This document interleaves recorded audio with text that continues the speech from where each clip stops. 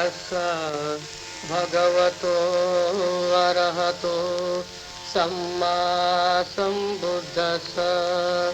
नमो तस्स भगवतो अरहतो सम्मा सम्बुद्धस्स। नमो तस्स भगवतो अरहतो सम्मा सम्बुद्धस्स। नमो तस्स भगवतो अरहतो सम्मा सम्बुद्धस्स। नमो तस्स भगवतो अरहतो सम्मा सम्बुद्धस्स। नमो तस्स भगवतो अरहतो सम्मा सम्बुद्धस्स। पंचशीलानि पाणातिपाता वेरमणि शिक्षापदं समादयामि। पाणातिपाता वेरमणि शिक्षापदं समादयामि। अदिन्नादाना वेरमणि शिक्षापदं समादयामि।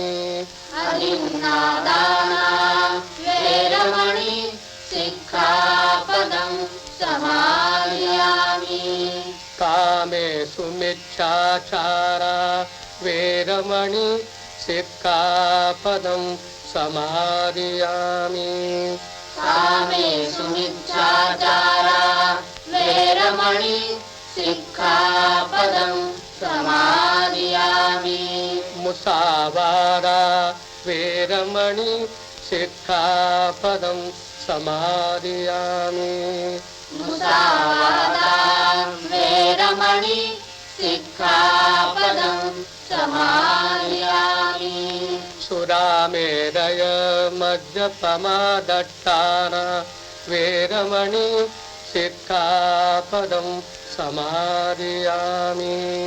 सुरामेरय मद्यपमादट्टाना वेरमणि शिक्षापदं समादयामि।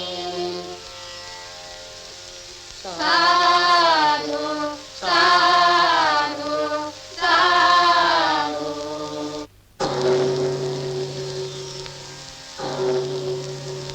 आदेश चरत भिक्खवे चारिकं बहुजन हिताय बहुजन सुखाय लोकानुकंपाय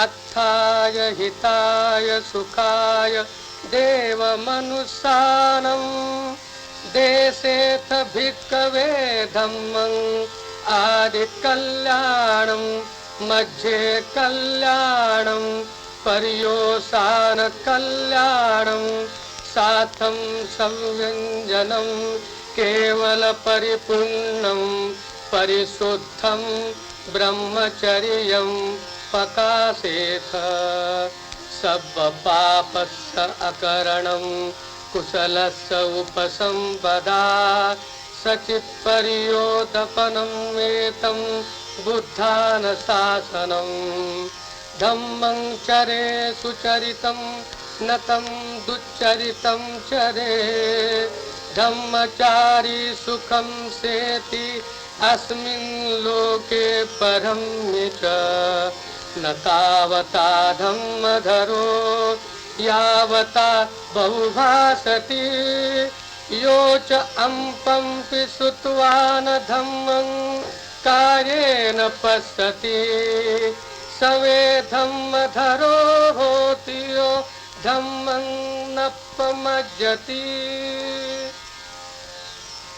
शरणत्तयो बुद्धं शरणं गच्छामि बुद्धं शरणं गच्छामि धम्मं शरणं गच्छामि धम्मं शरणं गच्छामि संघं शरणं गच्छामि संघं शरणं गच्छामि द्वितीयं बुद्धं शरणं गच्छामि द्वितीयं बुद्धं शरणं गच्छामि द्वितीयं धम्मं शरणं गच्छामि द्वितीयं धम्मं शरणं गच्छामि द्वितीयं संघं शरणं गच्छामि द्वितीयं संघं शरणं गच्छामि तृतीयं बुद्धं शरणं गच्छामि तृतीयं बुद्धं शरणं गच्छामि तृतीयं धम्मं शरणं गच्छामि तृतीयं धम्मं शरणं गच्छामि तृतीयं संघं शरणं गच्छामि तृतीयं संघं शरणं गच्छामि। भाइयों और बहनों, मैंने पीने के पानी के लिए सत्याग्रह किया। वास्तव में यह सत्याग्रह पीने के पानी के लिए नहीं था, बल्कि अछूतों को उनका अधिकार प्राप्त करने के लिए था। यह सत्याग्रह बरसों तक चला। इसके बाद मैंने मंदिर प्रवेश का सत्याग्रह शुरू किया। मैं जानना चाहता हूं कि हिंदू लोग हमें हिंदू मानते हैं या नहीं, हमें हिंदुओं का अधिकार देते हैं या नहीं। लेकिन हमें वो अधिकार नहीं मिला। हम लड़ते रहे। यह झगड़ा क्यों है, कब से है? पहली बात तो यह है कि हम शूद्र हैं। शूद्र जात कब से पैदा हुई, कैसी पैदा हुई? पहले यह जात कर्म से थी, बाद में जो उस जात में पैदा हुआ उसी की जात शूद्र मानी गई। पहले शूद्रों के राज थे। बहुत साल पहले शूद्र राजा मौर्य था। वो न्यायप्रिय तथा कर्मकांड के खिलाफ था, इसीलिए पंडित वर्ग उस पर नाराज था।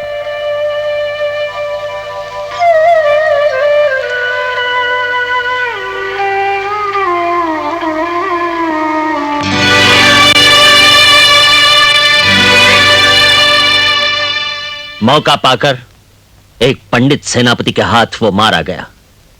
पंडित लोगों ने पंडित सेनापति को राजा बनाया और मनुस्मृति में कुछ बदल किए गए, जिसमें शूद्रों को गांव से बाहर रहना था, गले में मटका लटका कर फिरना था।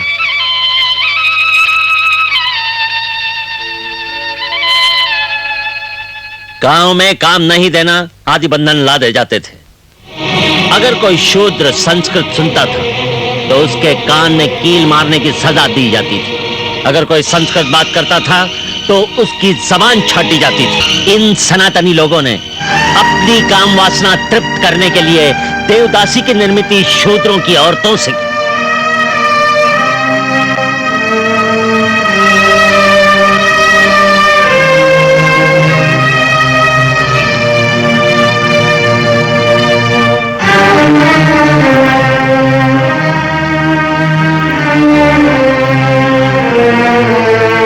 शूद्र स्त्री का विवाह होता तो उसे ससुराल भेजने के पहले गांव वाले उसे एकांत में भेजते थे।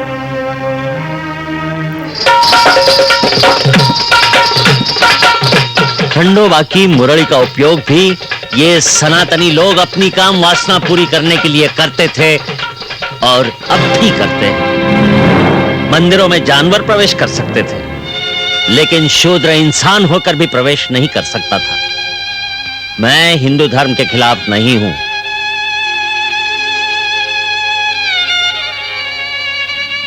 लेकिन वास्तव में यह धर्म दिखाई नहीं देता, किंतु सिर्फ कर्मकांड दिखाई देता है। छत्रपति शिवाजी राजा को राजा बनाने से इन्हीं पंडितों ने इनकार किया था। यह इतिहास है।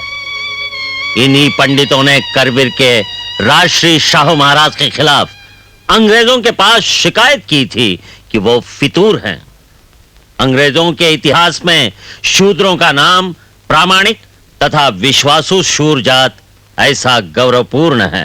इन सनातनी वर्ग से मुझे भी भारी कष्ट उठाना पड़ा, जब मैं विलायत से भारी शिक्षा पाकर अपने देश लौटा तो बड़ौदा के महाराज सयाजीराव जी के पास गया। उन्होंने मुझे बड़ी नौकरी भी दी, लेकिन वो नौकरी मैं कर नहीं सका। दलितों की आजादी खत्म करने वाली तथा उसे गुलाम बनाने वाली मनुस्मृति मैंने जलाई, किंतु किसी पंडित पर उसका असर नहीं हुआ।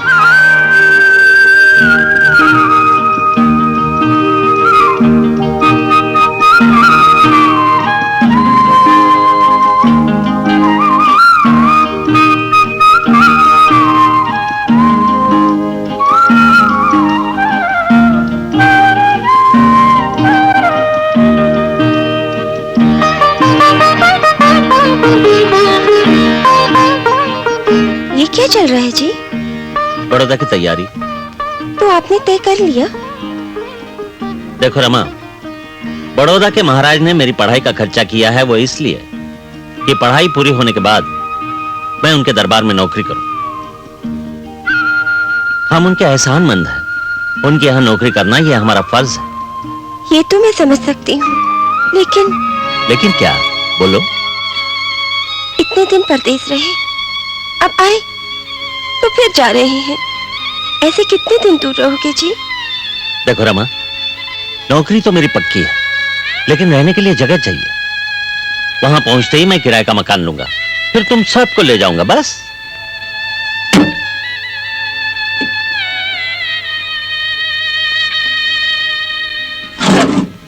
शंकर जी। ये सामान उठाओ। आया साहब। चलता हूं।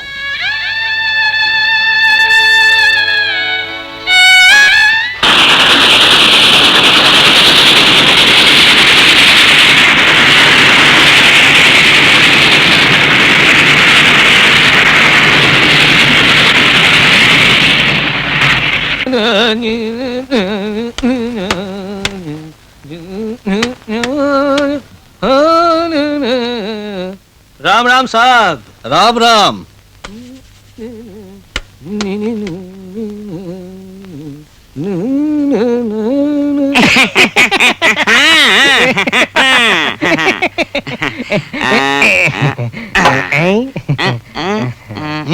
क्यों पंत, इस बोतल में क्या लाए हो? विस्की या ब्रांडी? छी छी छी छी छी साहिब राव, हमने अपनी जिंदगी में कभी ऐसी चीजों को स्पर्श किया है? ऐसे? फिर क्या है इस बोतल में? अरे वो अपना क्या कहते हैं अरे गाँव का रे, तमिल लोग क्या बोलता है उसको? गोमूत्र। गोमूत्र? गोमूत्र। अजीब, वो अछूत आने वाला है ना ऑफिस में। अब ऑफिस में इसके साथ काम करना पड़ेगा तो हाथ को हाथ लगेगा ही। वो तो है। इन अछूतों की छाया भी पड़ी हम पर, तो हमें नहाना पड़ता है। अब मुझे ये बताओ, क्या दफ्तर में नहाने का इंतजाम हो सकता है? नहीं नहीं, कैसे हो सकता है? नहीं ना? इसीलिए ये गोमूत्र लाया हूँ। अच्छा किया, अच्छा किया। हमें भी अछूत के साथ काम करना मंजूर नहीं है। हमको भी मंजूर नहीं है। अजी, ये हमारा अपमान नहीं। अरे महाराज के रिश्तेदार हम, और एक अछूत हमारा अफसर बनकर हमारे सिर पे बैठे, ये हमें कभी मंजूर नहीं। लो कर लो बात। अजीब, महाराज इन्हें मंत्री बना रहे हैं। क्या? मंत्री? हम उनके काबिल नहीं क्या? लो आप ही देखो। अरे भाई, वो आदमी फॉरेन रिटर्न छे, एमए पीएचडी हुआ है, इंग्लैंड अमेरिका जा भी आया छे। किसने पैसे दिए थे? हमने ना। अपने बड़ौदा सरकार ने स्कॉलरशिप दी थी, तभी ना। किसी का बहुत सीखा। मैं कहता हूँ एमए पीएचडी बार इतला भी हो गया, तो भी जात बदली है क्या? नहीं नहीं नहीं, महार तो आखिर महार ही हुआ ना। अब मुझे ये बताओ, क्या हमारे ऑफिस में फॉरेन रिटर्न लोगों की कमी है? नहीं, 2-3 तो मिलेंगे ही ना। हाँ, देखो पंत, मैं इसका काम करने वाला नहीं। अरे ओ साहब, हुआ तो क्या हुआ, मैं भी नाम का भोसले हूँ, असली मराठा हूँ। मैं इस सांप का काम करने वाला नहीं। मत करो। देखो पंत, हम ऐसा करेंगे। कैसा? नहीं, उनका जो टेबल है ना वहाँ पे रखेंगे। क्यों? वो वहाँ से आएंगे, वहाँ पे बैठेंगे और वहीं से निकल जाएंगे। यानी छूत अछूत का सवाल ही पैदा चलो चलो चलो जल्दी आ जल्दी आ भाई जल्दी आ जल्दी करो, आ जल्दी जल्दी करो। अरे जल्दी कहीं आ ना जाए। चलो आ जल्दी मैं यहाँ से पकड़ता हूँ, देखो संभाल के उठाओ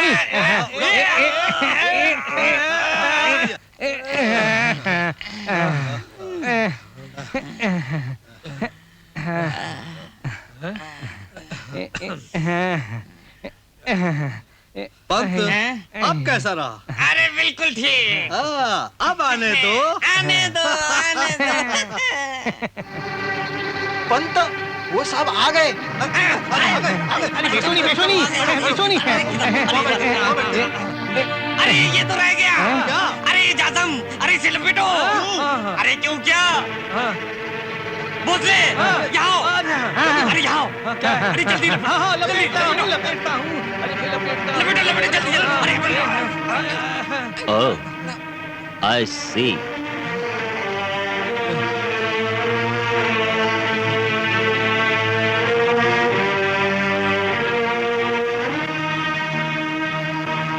हाँ लीजिए।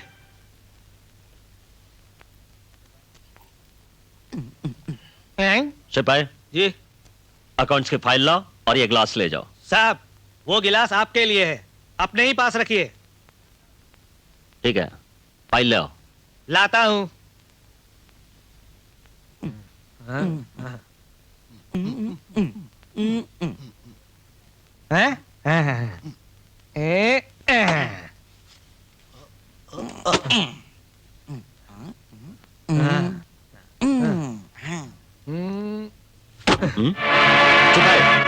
ये क्या फाइल देने का तरीका है?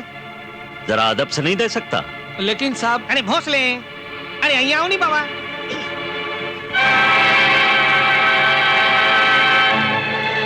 पंत जी आइए। आता हूँ साहब।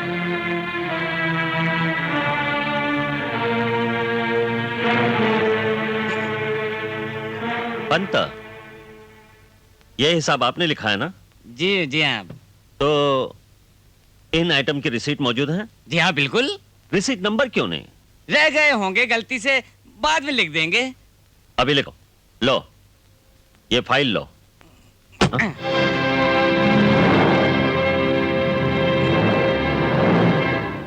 Sorry sir.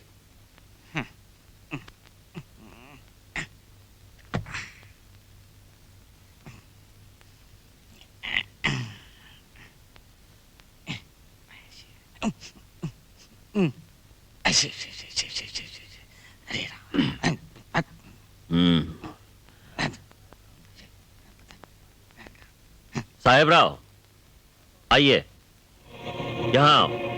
आता हूँ।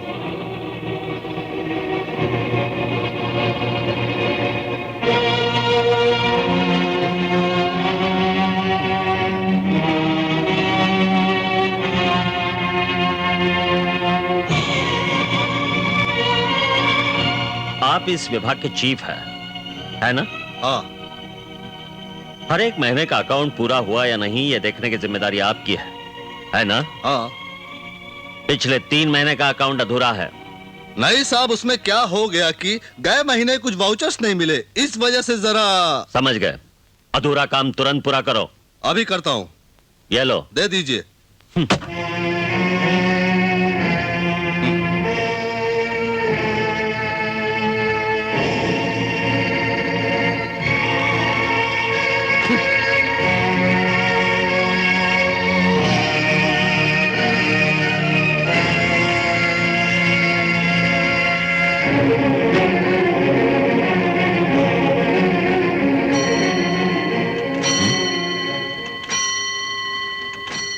सिपाही, साहब, ये फाइल रख दो। जी साहब। मैं लाइब्रेरी में जा रहा हूँ। पंत, साहब निकले घूमने लाइब्रेरी के बहाने।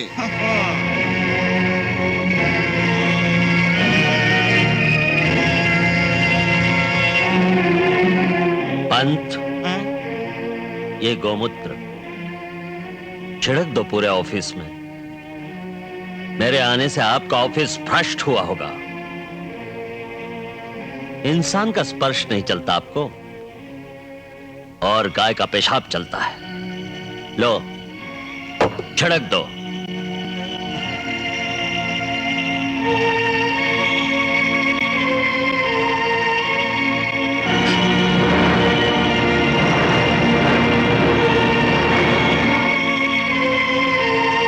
साहबराव, लो कर लो बात। हैं? कितनी मगरूरी, कितनी मगरूरी। हैं? हमको तो बिल्कुल सहन नहीं होगी। पंत, हाँ। ये सब हमको भी नहीं चलेगा। हाँ, पूरा भ्रष्टाचार। हैं?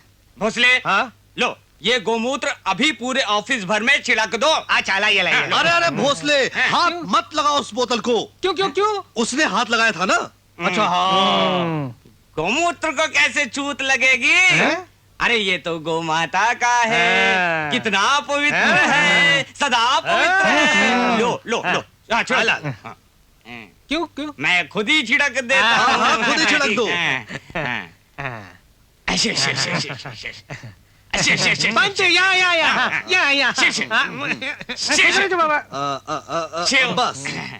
मेरा टेबल। शिव शिव शिव शिव शिव शिव शिव शिव। शिव शिव शिव, मेरा शरीर। बचो, बचो। ये रहा मेरा हाथी। अरे पड़ता में आंसू करो जे भाई। हैं? सू सू मत करो, हाथी अरे बचो। तुम लोग लड़ो मत। लीजिए साहब चाय। हाँ, चलो। अरे हाँ। अरे लाल, ये बचो चाय। हैं? यासीन,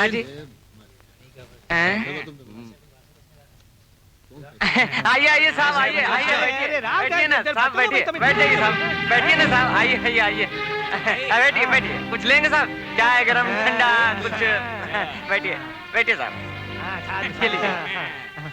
हाँ यासीन, साहब को जरा चाय पिलाना। हैं? यासीन, समझे? समझ गया साहब, समझ गया, समझ गया।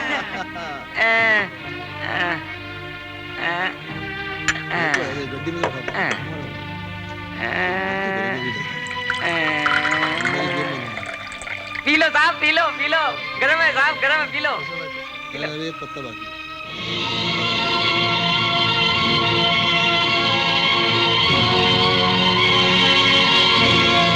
कैसी रही?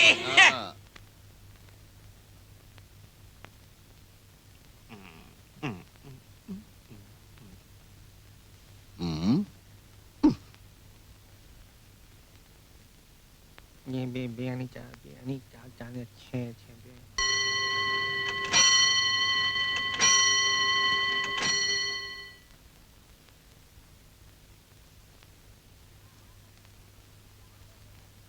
साहब, जा रहे हो क्या?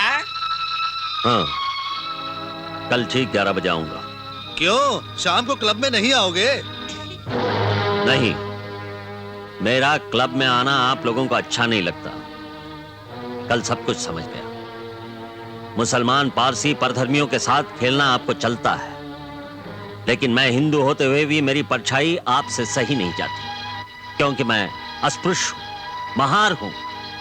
कौन सा धर्म ऐसा कहता है? देखिए, धर्म के बारे में आप हमसे बहस मत कीजिए। हाँ, मैं किसी से हारने वाला नहीं हूँ। असल में इन जैसे शूद्रों को तो पढ़ने तक का अधिकार नहीं है। बराबर।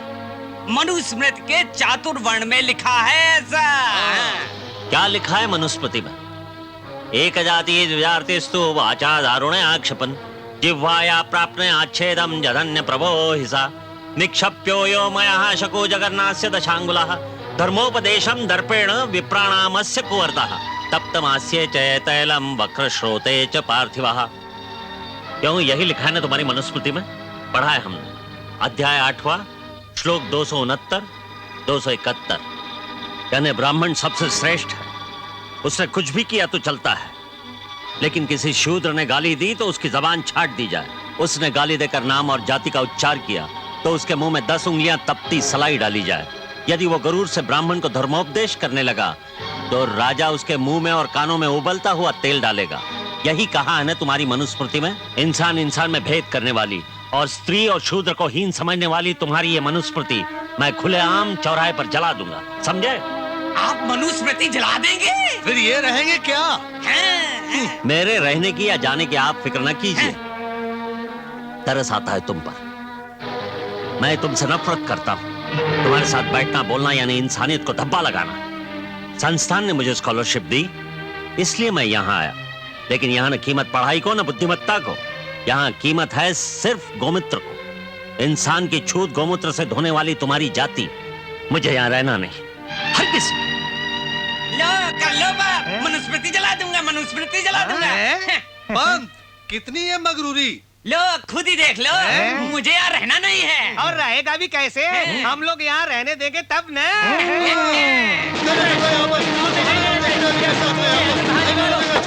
जहांगीर भाई घर बचे। दूसू नदी चलो रे।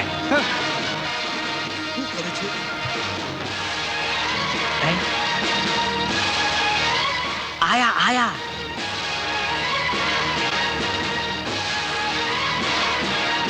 फेंकी दो चौपड़ी, फेंकी दो बिस्तर, ट्रंक पर फेंकी दो। आ घर में पग मुकवाना नहीं। કેમ? क्यों छे तू? હું માણસ છું, तू धेर छे? ધેડ માણસ નથી। તે હું કઈ જાણું નથી। હમણાં ચાલ તો થઈ जा। जागीर भाई, इस आदमी को यहाँ नहीं रखना। ये अछूत है। साहब हुआ तो क्या हुआ, अछूत हमारी बस्ती में रहेगा? कभी नहीं, कभी नहीं रहेगा। जहांगीर भाई, आ माने जो मैंने सवारे आ घर में दिखायो तो याद रख दो। चलो रे, चलो चलो चलो चलो चलो चलो चलो।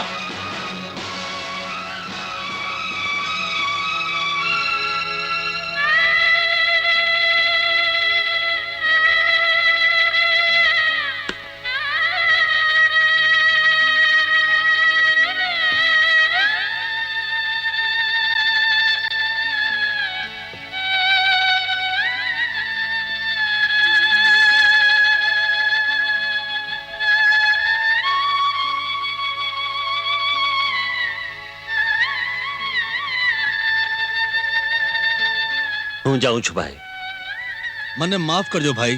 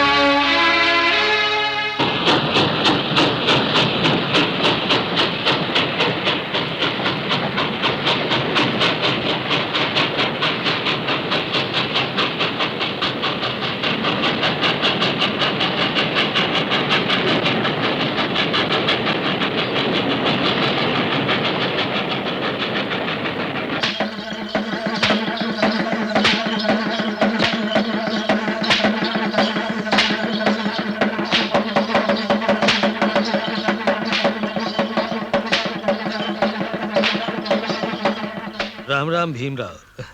राम राम।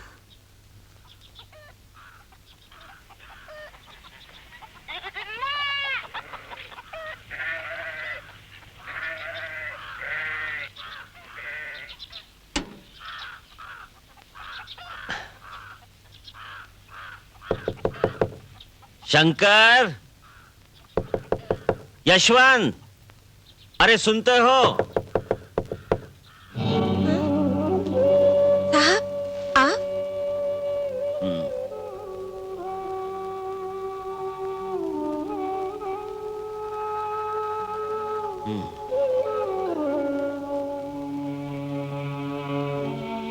अचानक कैसे आना हुआ? मुझे नौकरी छोड़कर आना पड़ा।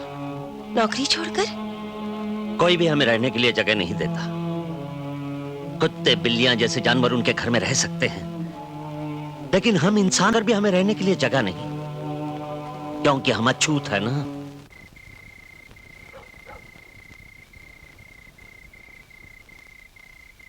साहब,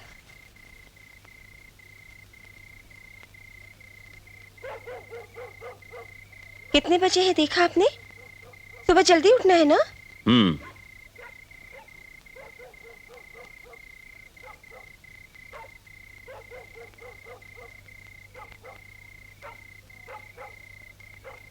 सुबह जल्दी। जल्दी नहीं, जल्दी। हाँ, जल्दी जल्दी जल्दी जल्दी उठना चाहिए। रात को जल्दी सोना चाहिए। इससे सेहत अच्छी रहती है। सुबह जल्दी उठना चाहिए, रात को जल्दी सोना चाहिए, इससे सेहत अच्छी रहती है। हाँ हाँ, समझ गया। अब तुम सो जाओ, मुझे काम करने दो। अजी सुनते हो, थोड़ी तो नींद चाहिए। बेचारे बच्चे आंगन में जाकर सो गए। अब तुम उठते हो या नहीं? नहीं तो किताब खींच लूंगी मैं हाथ से। ओह, क्या किटकिट लगा रखी है, मुझे काम करने दो ना। क्या ऐसा लिखा है किताब में? घर के आदमी को अपनी घरवाली की ओर, अपने बच्चों की ओर ध्यान ही नहीं देना चाहिए? ऐसा हो तो बताओ मुझे। क्या हम घर गृहस्थी की ओर ध्यान नहीं देते? कभी बच्चों के साथ बातचीत करते हो, कभी घरवाली से बोलते हो? एक तो घर में रुकते ही नहीं, दिन भर बाहर। घर में आते हो तो पीछे लोगों के झुंड, और जब बाहर वाले नहीं होते तो किताब में सर डालकर बैठना। खाने की भी सुध नहीं रहती, तो फिर हमारी याद कैसे आएगी? बाप रे रमा, आज इतना कुछ बोल सकी तू, और वो भी शुद्ध हिंदी में। यानी अच्छी तरक्की की है, कम से कम बोलने में। हाँ, सिर्फ बोलने में नहीं, लिखने में भी तरक्की की है मैंने। अब खुद भी लिख सकती हूँ मैं। आपने ही सिखाया है ना मुझे। अच्छा बोलो, क्या कहना चाहती हो? अब जरा लिखना बंद करोगे? लिखना बंद करके कैसे चलेगा रमा? कल के लेक्चर्स के नोट्स मुझे निकालने ही चाहिए। तो क्या हमसे बात करोगे प्रोफेसर साहब? हम प्रोफेसर बाहर कॉलेज में, यहाँ नहीं। यहाँ सिर्फ विद्यार्थी, हमेशा किताब में गड़े हुए। ओह, अब बंद की ना किताब। बोलो, क्या कहना चाहती हो? क्यों जी, अब आप इतने बड़े प्रोफेसर बने तो बहुत बड़ी तनख्वाह मिलेगी। मिलेगी ना? देखो रमा, औरत अपनी उम्र और मर्द अपनी तनख्वाह कभी नहीं सच बताते। आप नहीं झूठ बोलेंगे, मुझे पूरा भरोसा है। बहुत बड़ी तनख्वाह मिलेगी, तुम्हें मिलेगी ना? हाँ रमा, आज तक ट्यूशन क्लासेस और न जाने मैंने क्या क्या किया। दिन रात मेहनत करके भी मेरे लिए घर चलाना असंभव था, लेकिन अब 2 पैसे हाथ में आएंगे। सच?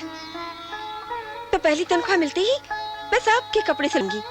यशवंत और मुकुंद को स्कूल के कपड़े, लक्ष्मीबाई को अच्छी सी साड़ी, शंकर को धोती और पैरण, गौरी को घाघरा और चोली, और आपके भी अच्छे से अच्छे कपड़े चाहिए। घर में पहनने ओढ़ने के कपड़े भी कम पड़ते हैं, बर्तन भी कम पड़ते हैं। इस कमरे को अच्छा सा रंग लगाना चाहिए। नहीं तो हम ऐसा करेंगे, दूसरा मकान ही ले लेंगे। अभी तो खरीद नहीं सकते। वहां मैं अच्छा सा घर बसाऊंगी। इतने बड़े प्रोफेसर आप इलायत होकर आए और ऐसे 3.5 रुपए किराए के मकान में रहोगे?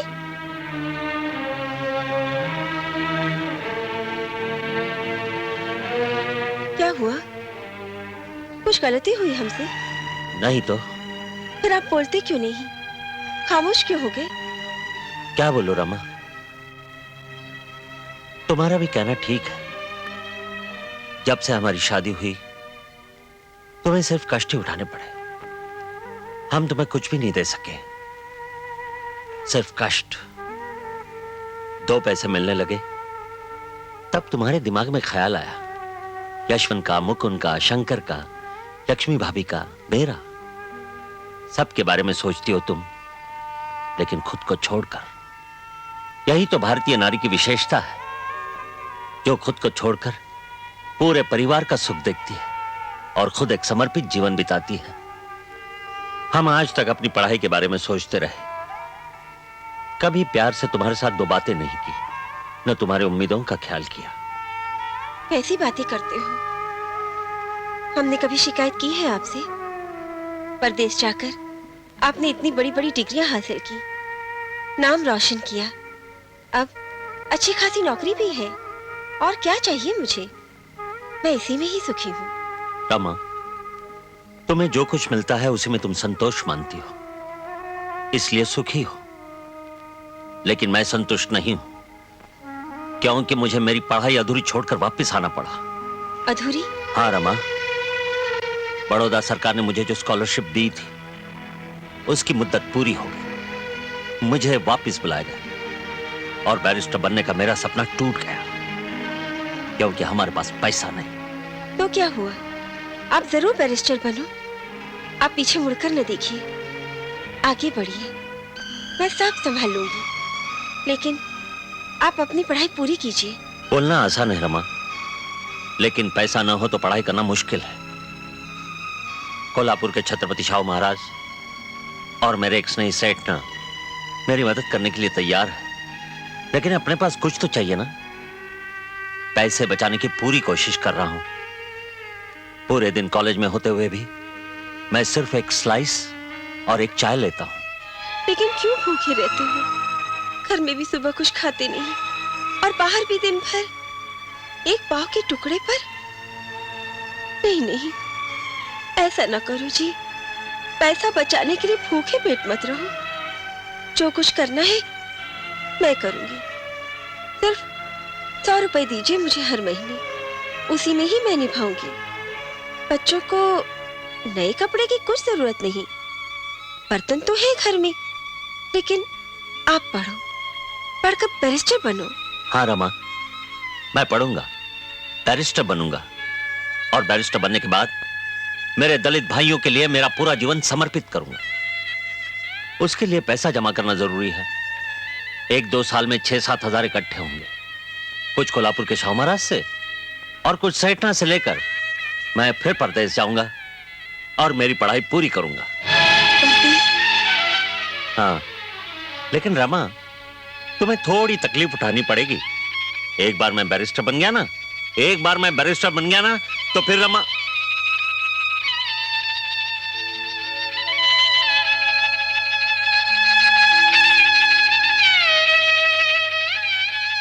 क्या हुआ रमा? हमसे कुछ गलती हुई? नहीं तो फिर खामोश क्यों हो गई? आप फिर परदेश जाओगे? जाना तो पड़ेगा। आप परदेश जाते हैं तो मेरा जी नहीं लगता जी। अकेलेपन की तन्हाइयां कहीं नहीं जाती। आपके साथ सूखी रोटी चलेगी, लेकिन अब मुझे अकेली छोड़कर मत जाइए जी। रमा, अकेली क्यों समझती हो खुद को? हम औरतों के दिल का दर्द आप मर्द नहीं समझ सकते। जब आप यहाँ होते हैं तो आपकी सेवा में पूरा दिन निकल जाता है, और जब आप यहाँ नहीं होते तो बच्चों की याद सताती है। रमा, गंगाधर 1.5 साल के होते ही मेरी गोद से उठा लिया भगवान ने। उसके बाद रमेश हुआ, लेकिन वो भी नहीं रहा।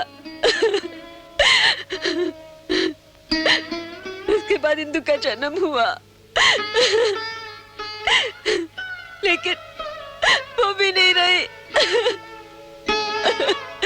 मेरे 3 बच्चे छीन लिए मौत ने। रमा, क्या हमारे दिल में कुछ भी दर्द नहीं? तुम्हें अपने गए हुए बच्चों का दुख महसूस हो रहा है, लेकिन हमारे दिल में न जाने कितने दुखों की आग भभकती है। पिताजी हमें छोड़ गए, मानो भगवान ने हमारा छत्र छीन लिया। पिताजी के पीछे आनंद राव पूरे परिवार का भार संभालता था। रमा, रमा, मेरी पढ़ाई बंद न हो इसलिए वो दिन रात मेहनत करता था, लेकिन भरी जवानी में वो भी हमें छोड़ गया। मेरी लक्ष्मी भाभी विधवा हो गई, मुकुंदा अपने पिता का प्यार खो बैठा। अब पूरे परिवार की जिम्मेदारी मुझ पर आ पड़ी है।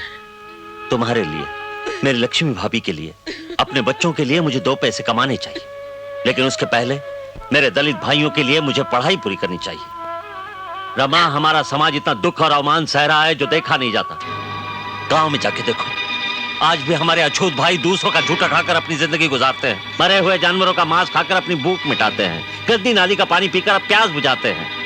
जिस नदी में जानवर नहाते हैं उस नदी के पानी को हमें छूने भी नहीं देते। हमारी बस्ती गांव के बाहर किसी गांव वालों पर हमारी छाया पड़ी तो भी उसे छूट लगती है।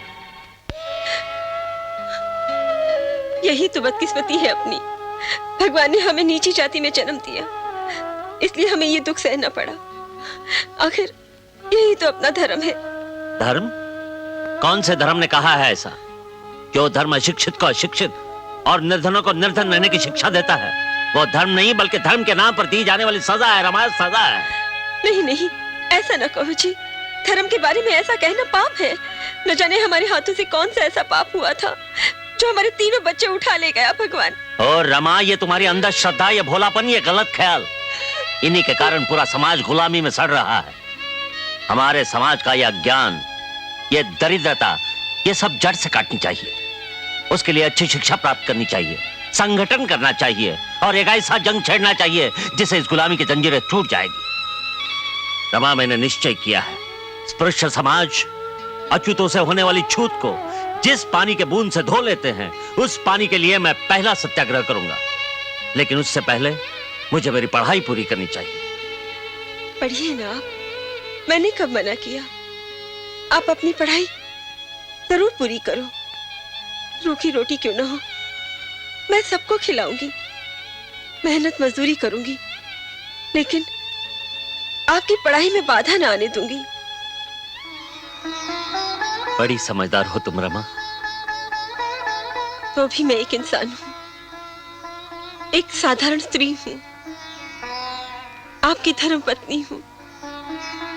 मेरे दिल का दर्द सिवा आपके मैं किसे बताऊं।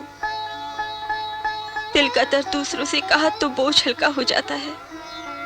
रमा, अब तुम सो जाओ। दिन भर थक जाती हो, कष्ट उठाती हो। मेरा थोड़ा काम बाकी है, वो हो जाने के बाद मैं भी सो जाऊंगा। मेरी एक प्रार्थना है, सुनोगे? बोलो। मैं आज तक आपकी हर एक बात मानती आई हूँ, आज मेरी बात मानोगे? क्यों नहीं? यहाँ बैठिए कुर्सी पर। मुझे जी भर कर देख लेने दो।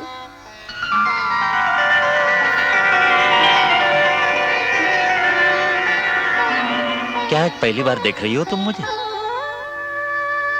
बैठ जाइए ना, मेरी छोटी सी तमन्ना पूरी करो जी। अच्छा, बैठता हूं बाबा।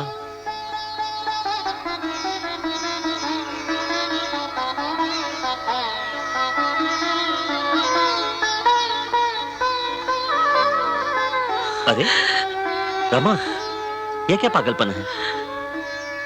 मेरे चरण क्यों छूती हो? मैं क्या कोई देवता हूं? मेरे लिए तो आप ही मेरे देवता हैं। देवता से भी बढ़कर हैं आप, बहुत बड़े हैं आप। रमा,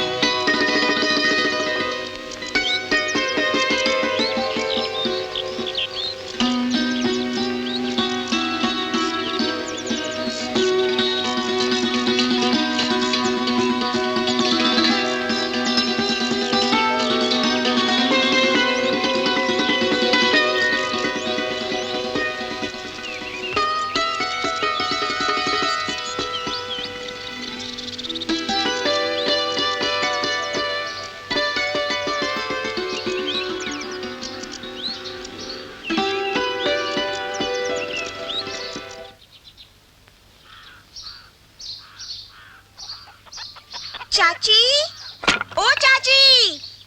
आई बेटे। ला ला बेटा।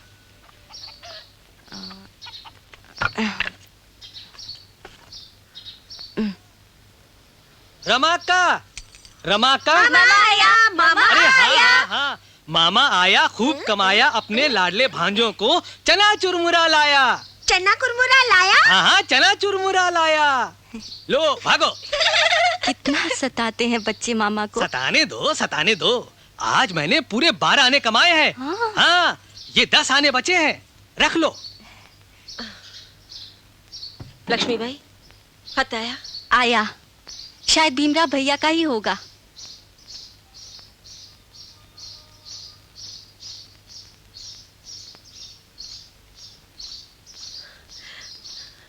शंकर, वो आ रहे हैं, वो आ रहे हैं। वो बैरिस्टर बन गए। अभी हमारी रमक्का बैरिस्टरिन बनेगी। साहब बैरिस्टर बन गए। हाँ हाँ, बैरिस्टर बन गए, लेकिन कैसे? हमारी बैरिस्टरिन यहाँ उपले बनाती थी, जंगल में घूमकर लकड़ियाँ जमा करती थी, मेहनत मजदूरी करके घर चलाती थी। लक्ष्मी, रमा,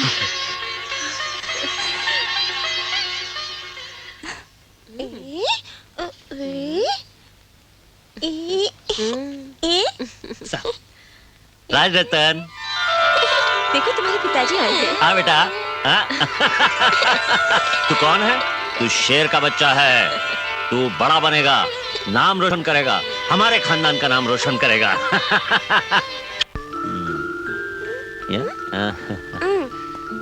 क्या ये खा लो। हाँ? अभी काम करने दे। ये ले, पेन ले, लिखो। नहीं? अच्छा। हाँ। नहीं नहीं नहीं, अच्छा ठीक है, जाओ भागो, खेलो तो। जाओ।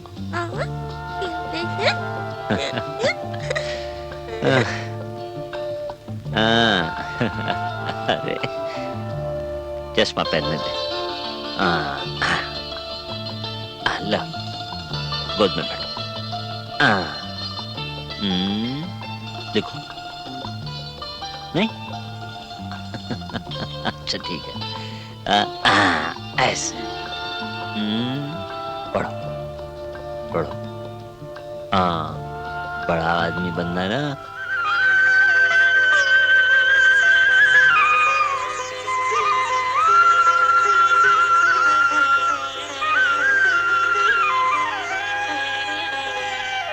राजरतन बेटे, लेफ्ट को घुमाओ, लेफ्ट, बाएं बाएं, हाँ।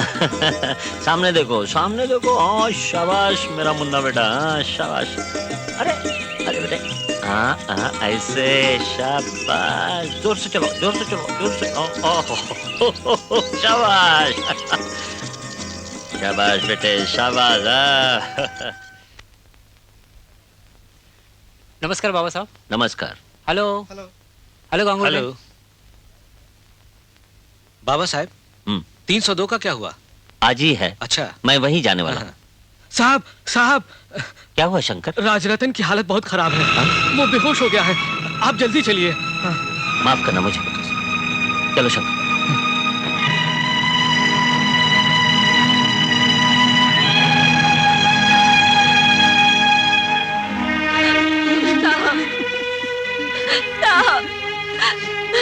अपना राजरतन बेहोश हो गया।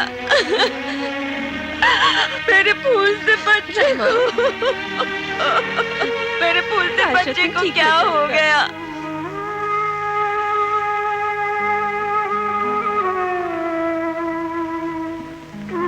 बाबा साहब घबराओ मत, धीरज रखो, दवाइयाँ देता हूँ, भगवान पर भरोसा रखो।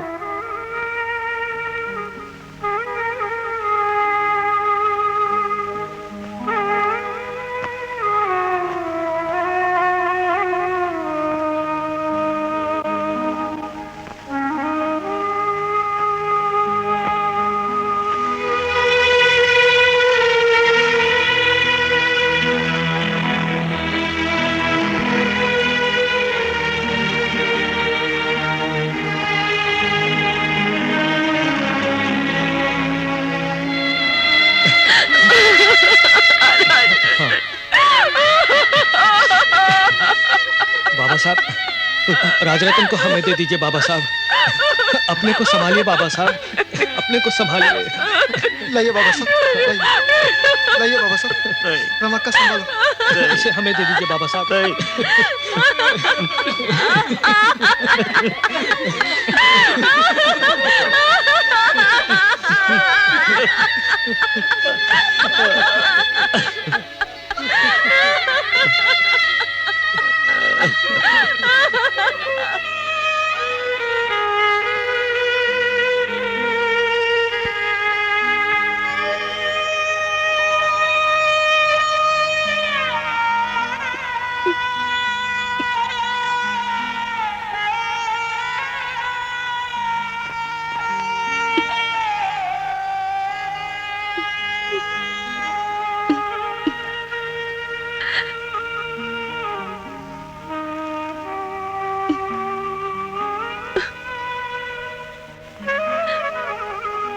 रमा, शायद अपना राजरत्न तितली बन गया।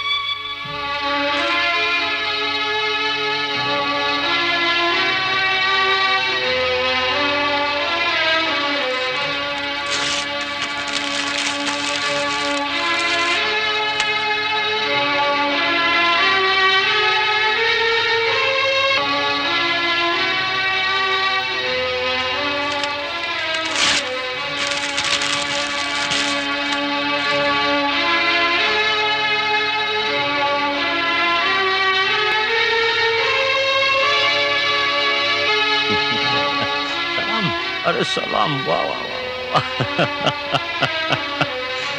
शाबाश, ऐसे ऐसे।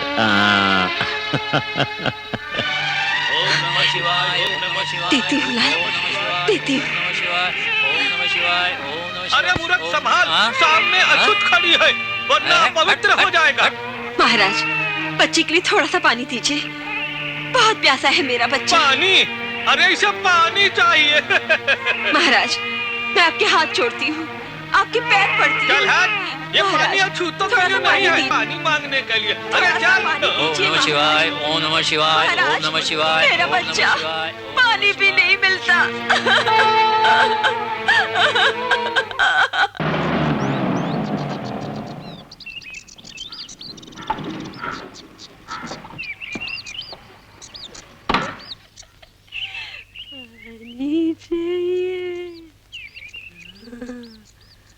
इमरान, ये मेरी बहू है, पागल हो गई है, गुड़िया सीने से लगाए बैठी है। क्या हुआ माँ जी? गांव में हैजा फैला हुआ है, पीने के लिए पानी नहीं मिल रहा। गंदी नाली का पानी पीकर हमारी बस्ती के बच्चे लोग एक एक करके चल बसे। बच्चे को पानी पिलाने के लिए ये मेरी बहू ब्राह्मण के घर गई, पर वहाँ भी पानी नहीं मिला, नहीं मिला। पानी चाहिए, बच्चे को पानी चाहिए, पानी चाहिए। पानी पानी कहकर बच्चे ने जान छोड़ दी। अरे और ये पागल हो गई। हमारे बच्चे पानी के बिना तड़प तड़प कर मर रहे हैं, फिर भी उन्हें पानी नहीं मिलता। माँ जी, आप फिक्र मत करो, जब तक मेरे जिस्म में खून की आखिरी बूंद है, मैं इस पानी के लिए लड़ूंगा, लड़ता ही रहूंगा। साथियों, अब हम संघर्ष शुरू करने वाले हैं। हम तैयार हैं। साहब आप सिर्फ हुक्म कीजिए, जान कुर्बान कर देंगे। नहीं, हम शांति और कानून से ही लड़ेंगे। तो फिर आप ही बताइए अब हमें क्या करना होगा। आप जानते हैं कि हमारे सीके बोले जी ने बंबई विधानसभा में अछूतों के लिए जो प्रस्ताव रखा था वो पास हो चुका है। इस प्रस्ताव के अनुसार सार्वजनिक कुएं, तालाब आदि अछूतों के लिए खुले किए गए। इस प्रस्ताव के अनुसार महाड़ की नगर पालिका ने महाड़ का तालाब अस्पृश्यों के लिए खुला किया है, किंतु अपने लोग तालाब पर जाते ही नहीं। लोग डरते हैं साहब। क्यों डरते हो? आजादी का हक भीख मांगकर नहीं मिलता, वो लड़कर ही पाया जाता है। इस संघर्ष के लिए हमें अपने लोगों को तैयार रखना चाहिए। अगले मार्च में हम एक परिषद आयोजित कर रहे हैं। महाड़ के तालाब से ही हम हमारा संघर्ष शुरू करेंगे, इसलिए आप तैयार रहो। हम तैयार हैं। अब हम पीछे नहीं हटेंगे। बिल्कुल नहीं।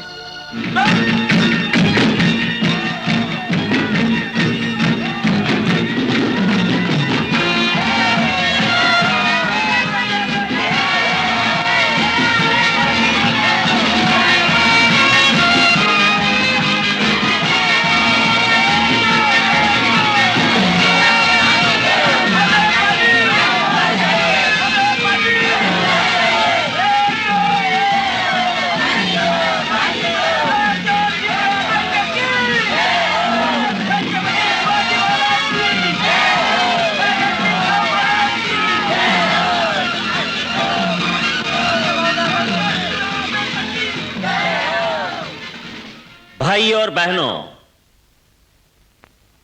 मेरी कोकण की भूमि में महाड़ में हमारी यह परिषद हो रही है, इस बात की मुझे बहुत ही खुशी हो रही है। दापोली के पाठशाला में मैंने प्रथम दाखला लिया था। एक जमाना था अछूत जाति का यहां आधिक्य था। पढ़ाई के बारे में भी यह समाज बहुत आगे था और उनकी यह तरक्की सैनिक पेशा के कारण हुई थी। यदि अछूतों की सहायता न मिलती तो ब्रिटिश सरकार को इस देश में पांव रखना भी मुश्किल हो जाता। लेकिन आज उसी अस्पृश्य समाज को सेना में नौकरी देना अंग्रेज सरकार ने बंद किया है। यह बंधन हटाने के लिए हमें भरकस कोशिश करनी चाहिए। अछूतों की तरक्की के लिए उनके मन पर जो पुराने अनिष्ट विचारों का जंग पकड़ा है उसे निकालना चाहिए।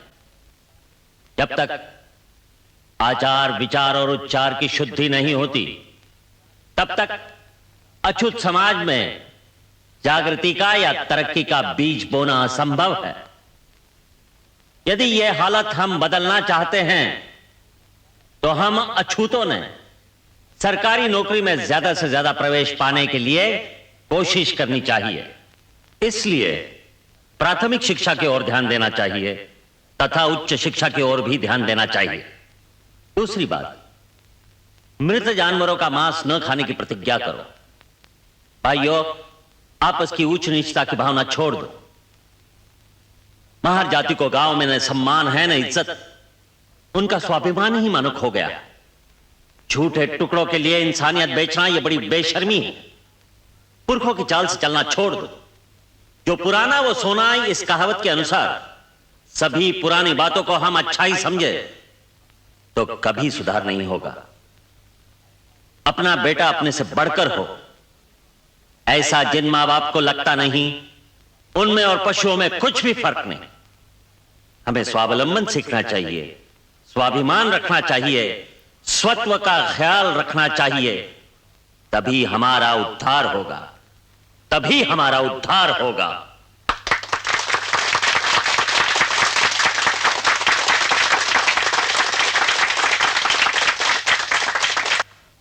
इस महान परिषद के सभापति डॉक्टर बाबा साहब, सम्माननीय सदस्य, भाइयों और बहनों, आपने अभी डॉक्टर साहब का भाषण सुना। हमने एक प्रस्ताव मंजूर किया है।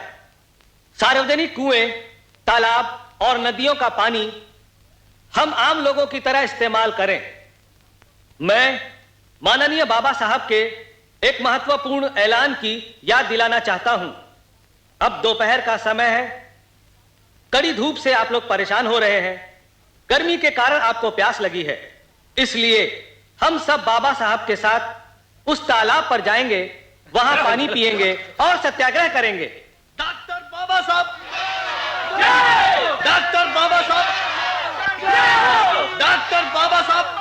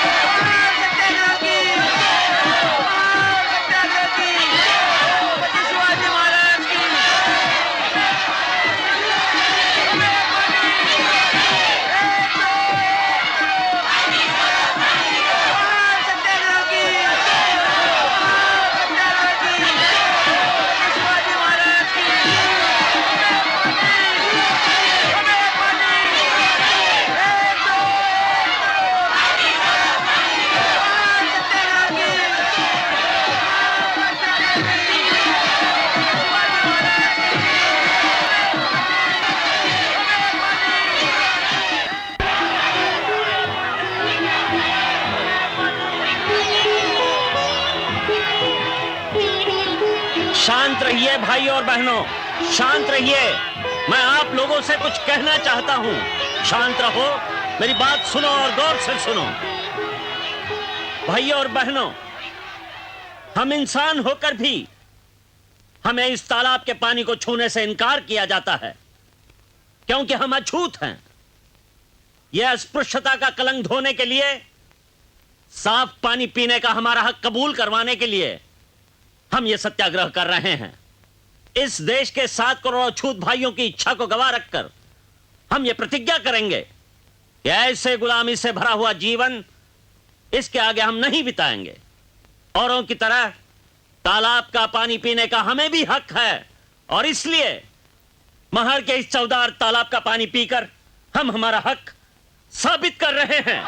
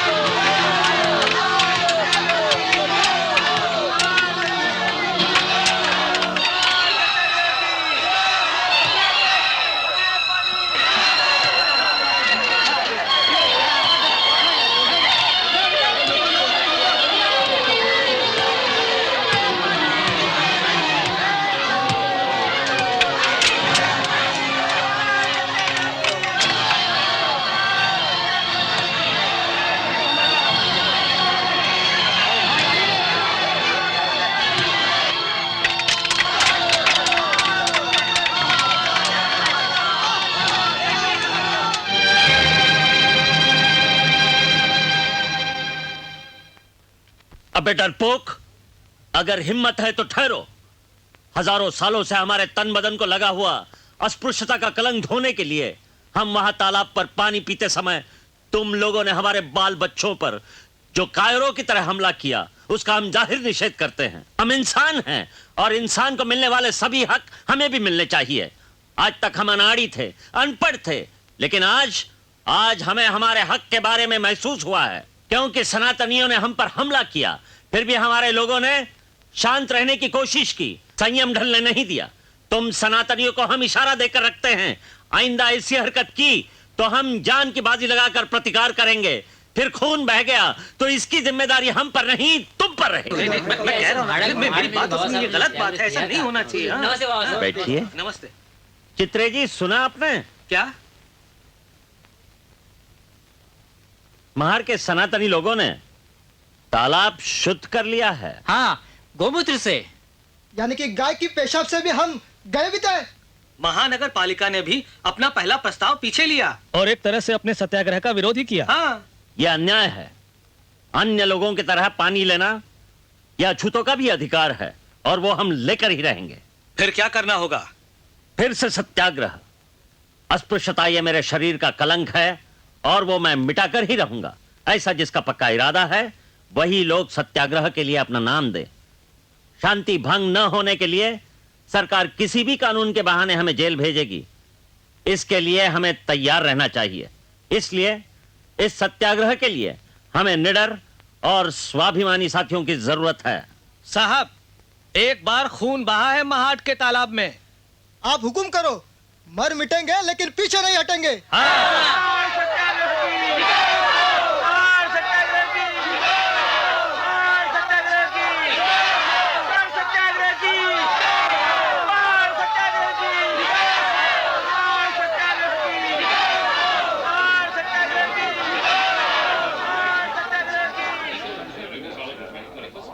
साथियों, आपको याद होगा कि पिछले मार्च के 19 तारीख को हम सब मिलकर यहां के तालाब पर गए थे। तालाब पर जाते समय इस पुरुषों ने हमें रोका नहीं, लेकिन उनका विरोध उन्होंने मारपीट करके जाहिर किया। हमारे अछूत भाइयों को मारपीट करने वाले लोगों को 4-4 महीने की सजा हो गई है और आज वे लोग जेल की हवा खा रहे हैं। यदि 19 मार्च को हमें कोई विरोध न होता तो यह साबित हो जाता कि इस तालाब पर पानी लेने का हमारा अधिकार स्पृश्य लोगों को कबूल है। यदि ऐसा होता तो आज हमें यहां आने की जरूरत न पड़ती, लेकिन दुर्भाग्य से ऐसा हुआ नहीं। इसलिए हमने ये आज की सभा बुलाई है। महार के स्पृश्य लोग बड़े समझदार हैं। वे सिर्फ खुद ही इस तालाब का पानी नहीं लेते, बल्कि मुसलमान आदि परधर्मियों लोगों को भी इस तालाब का पानी बिना हरकत देते हैं। मानव योनि से भी हीन योनि के पशु पंछियों को तथा जीव जंतुओं को इस तालाब पर पानी पीने का अधिकार है, किंतु अछूतों को यह अधिकार नहीं। स्पृश्य हिंदू दया के सागर हैं, इसलिए गाय जैसे निरुपद्रवी प्राणी के साथ वे करुणा से पेश आते हैं तथा सर्प जैसे उपद्रवी कृमि कीटकों की भी वो रक्षा करते हैं। अर्थात सर्वाभूति एक आत्मा, इस बात पर इनका विश्वास है। वो अपने ही धर्म बंधु को इस तालाब पर पानी पीने के लिए मना करते हैं। तब सवाल उठता है, हमें ही उनका विरोध क्यों? इस बात पर हमें गौर करना चाहिए। हिंदू लोगों के शास्त्र के अनुसार 4 वर्ण हैं, किंतु रूढ़ी और परंपरा से 5 वर्ण होते हैं। ब्राह्मण, क्षत्रिय, वैश्य और शूद्र, ये 4 वर्ण शास्त्र के अनुसार बताए गए हैं और 5वां वर्ण है अतिशूद्रों का, जो रूढ़ी और परंपरा से बनाया गया है। शास्त्रों के अनुसार बनाए गए चारों वर्ण भी 4 मंजिल वाली इमारत जैसे हैं। उनका सामाजिक दर्जा भिन्न भिन्न है। इस 4 मंजिल वाली इमारत को सीढ़ियां ही नहीं, हर एक ने अपने ही मंजिल पे अपनी जिंदगी बितानी है। नीचे के माले पर रहने वाला आदमी कितना भी काबिल हो, वो ऊपर के माले पर कभी नहीं जा सकता, और ऊपर के माले पर रहने वाला आदमी कितना भी गया गुजरा हो, उसे नीचे जाना नहीं पड़ता। पहाड़ के स्पृश्य लोग अछूतों को इस तालाब का पानी पीने नहीं देते। इसका कारण अछूतों के छूने से वो पानी गंदा हो जाएगा या उसकी भाप हो जाएगी, ऐसा नहीं, तो वो हमें बराबरी का दर्जा देना नहीं चाहते। सौदार तालाब का पानी पीने से हम अमर नहीं होंगे, और आज तक हमने इस तालाब का पानी नहीं पिया तो भी हम मरे नहीं। हम सिर्फ पानी पीने के लिए तालाब पर नहीं जाना चाहते, औरों की तरह हम भी इंसान हैं। यह साबित करने के लिए हमें उस तालाब पर फिर जाना है।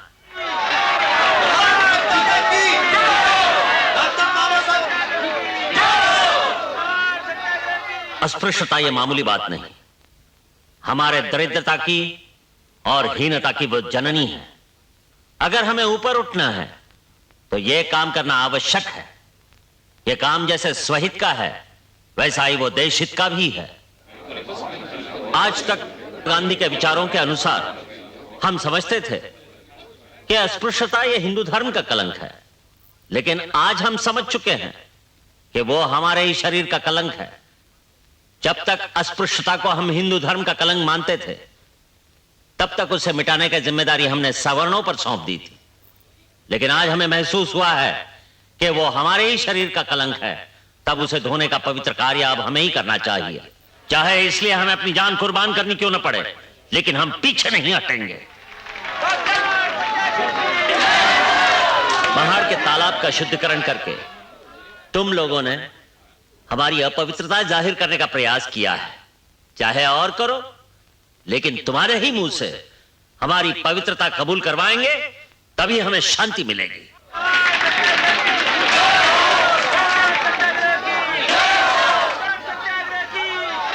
माताओं और बहनों, महिलाओं का यह कर्तव्य है, उन्होंने हर सभा सम्मेलन में हिस्सा लेना चाहिए, पुरुषों के साथ कंधे से कंधा मिलाकर विचार विनिमय करना चाहिए। यह सत्य है कि समाज में सुधार लाने का महत्वपूर्ण काम सिर्फ पुरुषों का नहीं, महिलाओं का भी है। सिर्फ आपकी कोख से हमने जन्म लिया, इसलिए हम अछूत हैं, और इसी वजह से हमारी छाया किसी पर भी पड़े तो उसे सहन नहीं किया जाता। लेकिन और महिलाओं के कोख से जन्म लेने वाले बच्चे होशियार माने जाते हैं। दूसरी औरतों में और तुम में क्या फर्क है? फिर तुम्हारी कोख से जन्मे बच्चों को इंसानियत का भी साधा अधिकार क्यों नहीं मिलता? आपका साड़ी पहनने का ढंग और कथिलों के नकली जेवर पहनना, यही आपकी अछूत होने की निशानी है। अपने रहन सहन का ढंग बदलो, साफ सुथरा रहो, बासी खाना छोड़ दो, अपनी बहू बेटियों को खूब पढ़ाओ, तो ही आप सुखी होंगे।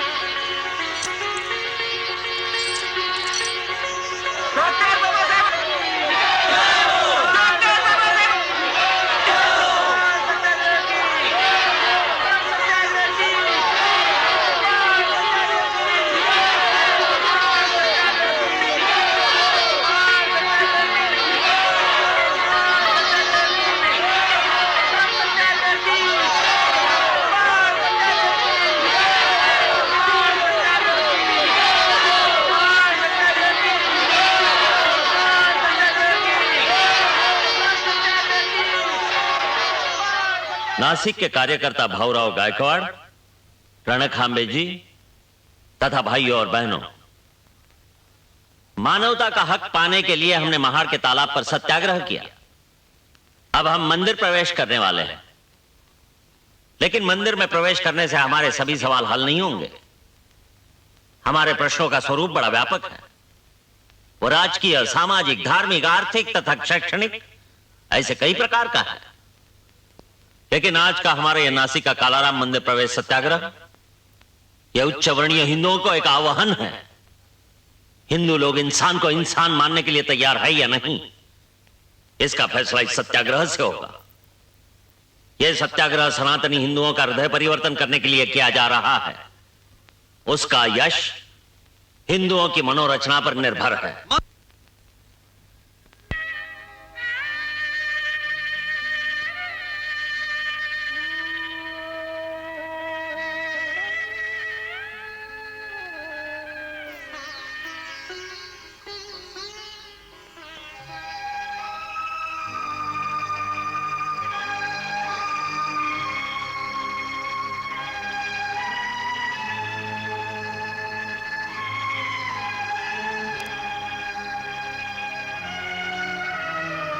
क्या कहूँ लक्ष्मी, मुझे बहुत डर लगता है।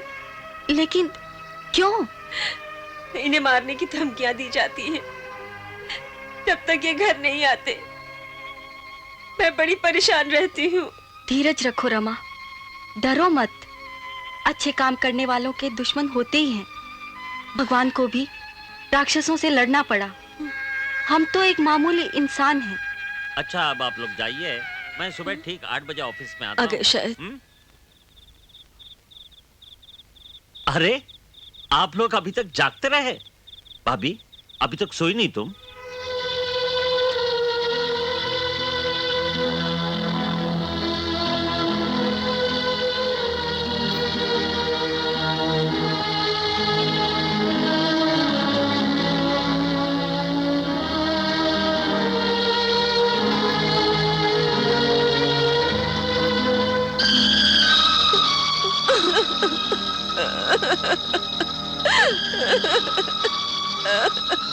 अरे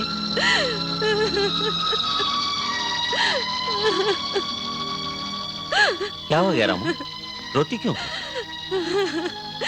मुझे बहुत डर लगता है। डर? किस बात? आपको गोली से मारने वाले हैं ना। मुझे? समझ गया। पूना के किसी ने खत भेजा है, हमें धमकाया है। तो क्या उस खत के कारण तू सचमुच घबरा गई? पगली, जिसे सचमुच मारना है वो इस तरह खत भेजकर सचेत नहीं करेगा, सीधा आकर अपना काम करेगा। मैं समझ गई। सिंहगढ़ पर भी आपको मारने के लिए लोग आए थे। आपको मारने का इरादा था उनका। क्यों दुश्मनी बोल लेते हो? एक तो आप दिन रात बाहर रहते हो, खाने की भी फिक्र नहीं करते। खाना भेजा तो वो भी बिना खाए वापस लौटा देते हो। रमा, तू मेरी फिक्र क्यों करती हो? खुद की फिक्र कर। कितनी दुबली हो गई है तू, समय पर दवा लेती नहीं। चलो।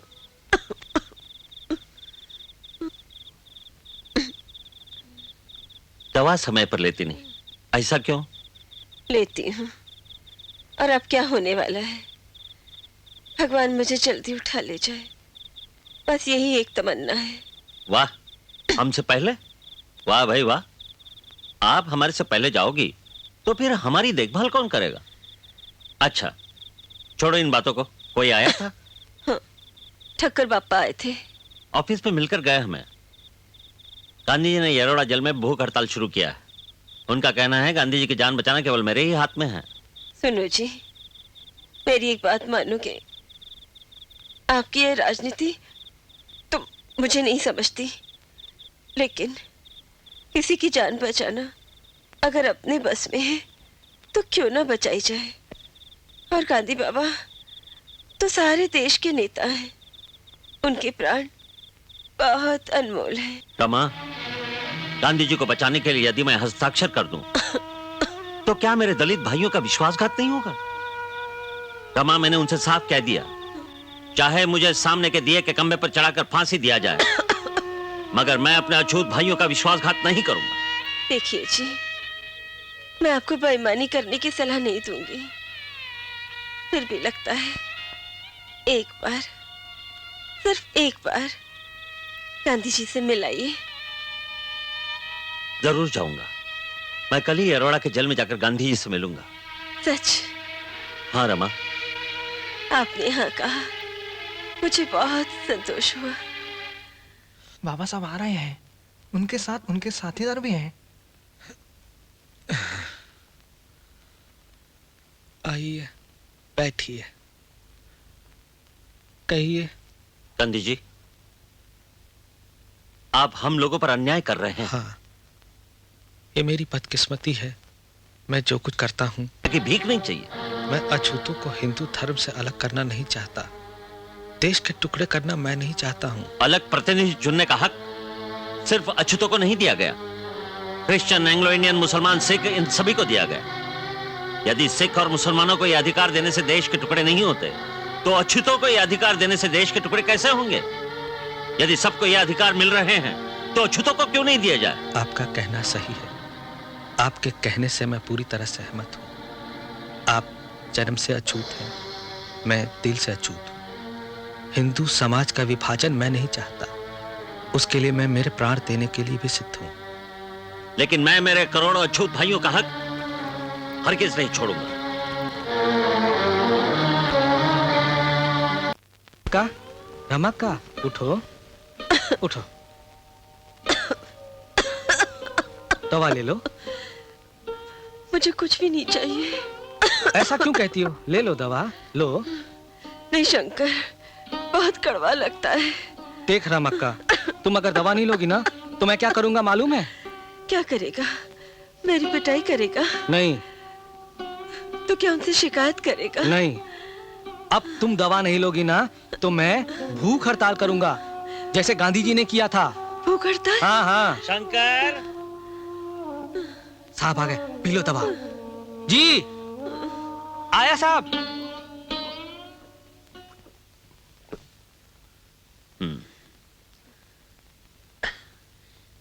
कैसी है रमा? अब अच्छी हूँ। क्या हुआ जी? जो होना था। रमा, आखिर हम भी इंसान हैं। गांधी जी की हालत ऐसी थी कि उनके मुंह से एक एक शब्द बड़ी मुश्किल से निकलता था। हमारे दलितों की हिफाजत जाग उठी और हमने पुनः पैक्ट पर हस्ताक्षर कर दिए। भगवान भला करे, बहुत अच्छा हुआ। सुनो जी, मेरी और एक तमन्ना पूरी करोगे? बोलो। हम लोग पंढरपुर जाएंगे, पांडुरंग का दर्शन करेंगे। अब मैं थकी जा रही हूँ। जाने से पहले एक बार पंढरपुर ले चलो मुझे। रमा, दूसरा कुछ भी मांगो, लेकिन तुम्हारी ये तमन्ना मैं पूरी नहीं कर सकता। रमा, जिस पांडुरंग के दर्शन के लिए तू इतनी श्रद्धा और भक्ति से जाना चाहती हो, वो पांडुरंग तुम्हें देखने भी नहीं मिलेगा। वे लोग हमें मंदिर में जाने नहीं देंगे। चलेगा, हम बाहर से ही दर्शन करेंगे। तो भी मरने से पहले एक बार, सिर्फ एक बार पंढरी ले चलो मुझे। रमा, क्या है उस पंढरपुर में? हम एक नया पंढरपुर निर्माण करेंगे। सदाचारी जीवन, निस्वार्थ सेवा और दीन दुखियों के लिए किया हुआ त्याग, इनसे ही हम अपना नया पंढरपुर निर्माण करेंगे, नया मंदिर खड़ा करेंगे। बरसों से हम अत्याचार सह रहे हैं, क्यों हम इस धर्म में रहे? जो भगवान हमारा होकर भी हमें नजदीक नहीं आने देता, उसकी पूजा हम क्यों करें? रमा, ये अंधश्रद्धा छोड़ दो। ये नाराज होने वाले तुम्हारे भगवान को मानने को मैं तैयार नहीं। मुझे उस भगवान की परवाह ही नहीं। नहीं नहीं, ऐसा ना कहो जी। भगवान पिट्ठू पर आया, इन्हें माफ कर दे, इन्हें माफ कर दे, इन्हें माफ कर दे।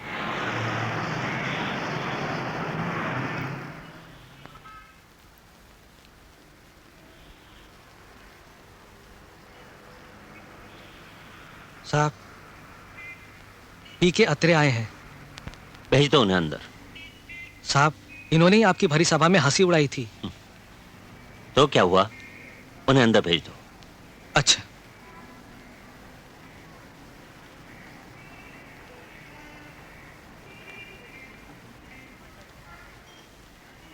नमस्कार। नमस्कार, बैठिए। कहिए, कैसे आना हुआ? डॉक्टर साहब, मेरे पास एक मर्डर केस आया है। अच्छा। उस पर मुझे आर्टिकल लिखना है। बहुत सारे वकीलों से मैं मिला, सभी ने आपका ही नाम सूचित किया है, इसलिए मैं आपके पास आया हूँ। अच्छा, केस पेपर्स लाया हो? हाँ जरूर, ये लीजिए।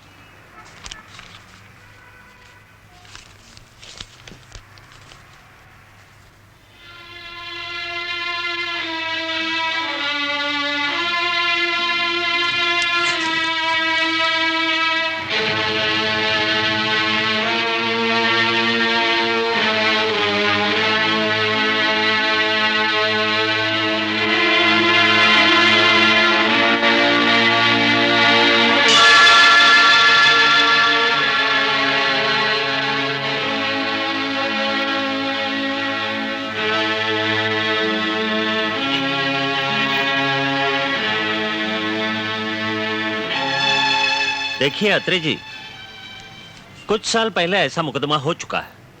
आप ऐसा कीजिए, 12 नंबर की अलमारी में 5 नंबर का वॉल्यूम देखिए। पेज नंबर 185 पर मैंने अंडरलाइन किया है।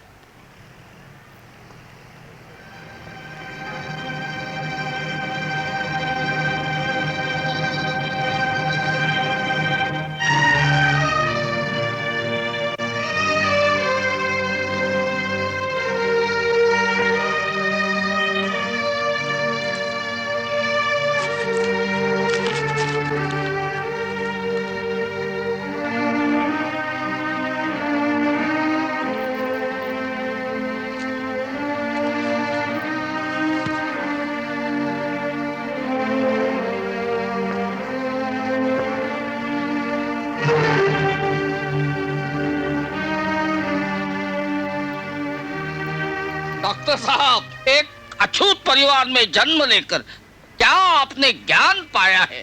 क्या आपकी स्मरण शक्ति? कानून के बारे में आपका ज्ञान देखकर मैं प्रभावित हो गया हूँ। आपका काम हुआ ना? बिल्कुल। अच्छा, नमस्ते।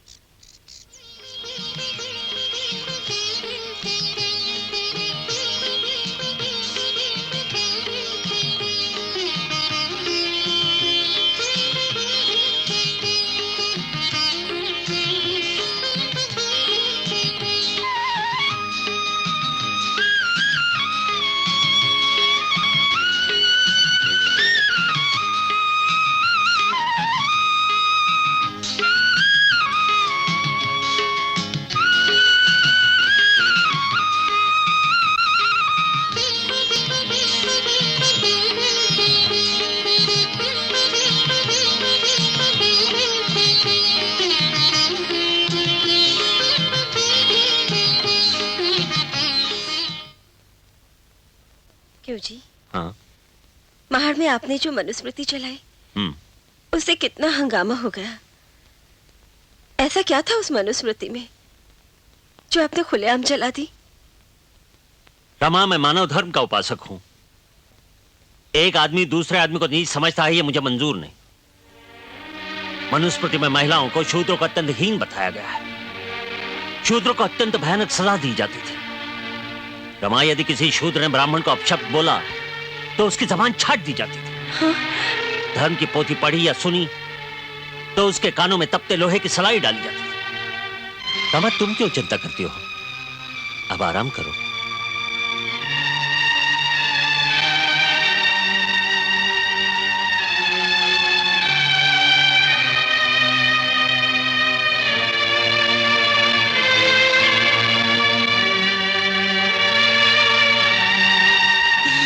साहब, हमें बचा लो साहब। अरे ये क्या? हमें बचा लो। अरे भाई, क्या हुआ? बोलो। साहब, मैं बर्बाद हो गया साहब, मैं बर्बाद हो गया। रोना बंद करो, पहले बताओ तो सही क्या हुआ। आपने सभा में कहा था तो हमने गांव का काम करना छोड़ दिया। सारा गांव हमारे खिलाफ खड़ा हुआ। दिन दहाड़े मेरी बेटी की इज्जत लूटी गई। और हम देखते रहे खुली आंखों से? जाओ, सीधे वापस जाओ।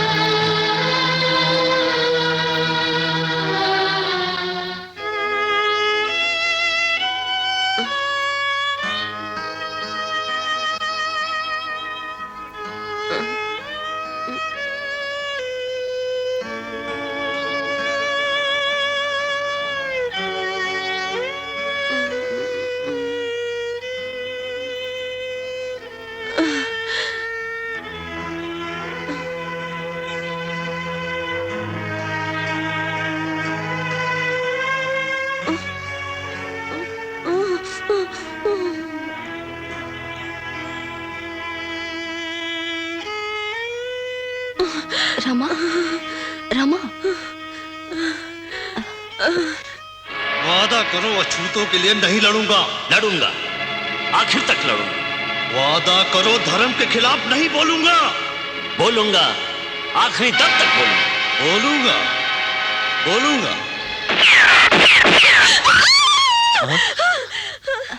रमा, रमा, क्या हुआ रमा? क्या हुआ रमा? क्या हुआ रमा? मुझे बहुत डर लगता है। डर? किस बात का? मैं ना, हाँ? सो जाओ, सो जाओ आप। हाँ, सो जाओ रमा।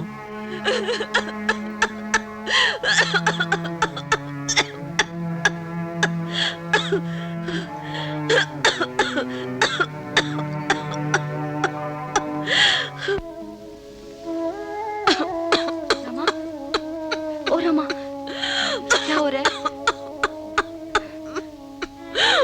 यहाँ दर्द हो रहा है? चिंता मत कर, सब ठीक हो जाएगा, सब ठीक हो जाएगा, सब ठीक हो जाएगा। तू चिंता मत कर। ला।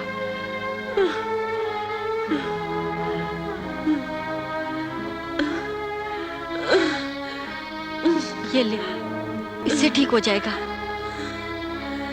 राजरतन, राजरतन, हे भगवान, इतना सब कुछ करने के बाद भी बुखार उतरता ही नहीं। राजरतन, राजरतन, सुनता ही नहीं।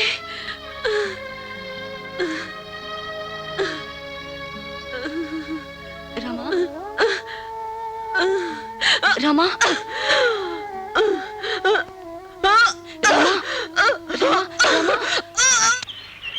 ड्राइवर, जल्दी चलो, रमा मैम साहब बीमार है, जल्दी।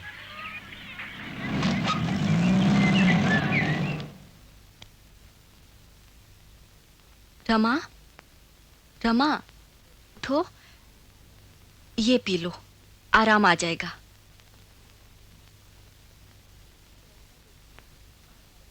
क्या अनुभा नहीं आए? आ जाएगा अभी। रामक्का, ज्ञानुबा आया है। नमस्ते। क्या अनुभा? जी। क्या अनुभा, भजन तो रोज सुनाते हो। जी। आज मुझे वो गाना सुनना है। कौन सा गाना? हम राजगृह में रहने आए। जी। तब बड़ा समारोह हुआ था। हाँ। उस समय गाया था तुमने। हाँ। उनका नाम सुनते सुनते वो मुझे ले जाए, यही ख्वाहिश है मेरी। सुनाते हो ना? सुनाता हूँ माते।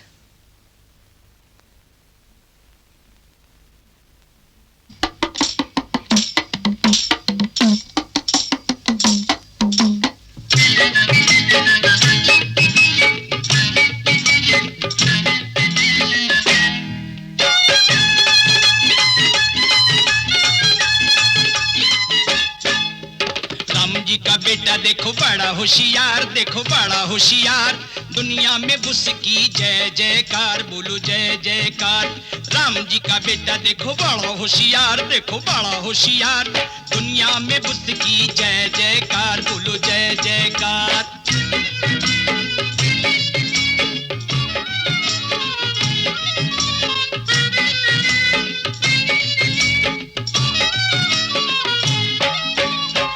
भीमराव पाठशाला में गया, दरिया के पार परदेश गया। नन्ना भीमराव पाठशाला में गया, दरिया के पार परदेश गया। विलायत में जाकर हुआ बड़ा बेरिस्टार, बड़ा बेरिस्टार, दुनिया में उसकी जय जयकार, बोलो जय जयकार।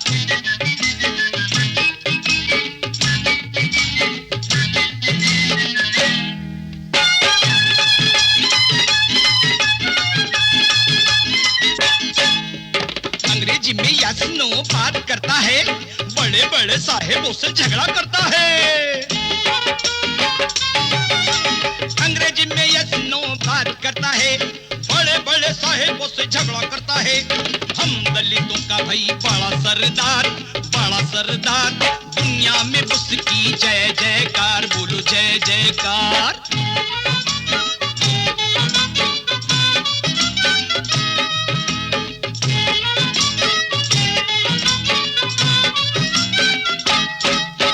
महल में पानी को भी आग लगा दी, मंदिर के दरवाजे पे मार दी। महल में पानी को भी आग लगा दी, मंदिर के दरवाजे पे मार दी। देश भर भी कर दी भाई जंग की पुकार, दुनिया में उसकी जय जयकार, बोलो जय जयकार।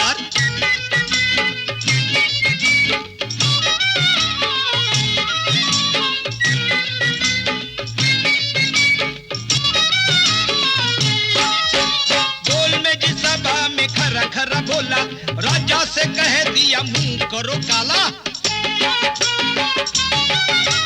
बोल में जिस सभा में खरा बोला, राजा से कह दिया मुंह करो काला। बोल बहादुर के जैसी तेज तलवार, दुनिया में उसकी जय जयकार, बोलो जय जयकार।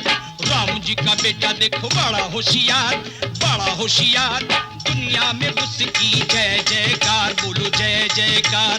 दुनिया में उसकी जय जयकार, बोलो जय जयकार। दुनिया में उसकी जय जयकार, बोलो जय जयकार।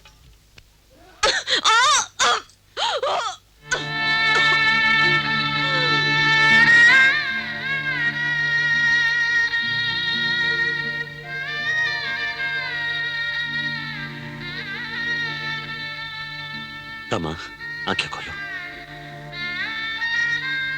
मैं आ गया हूं।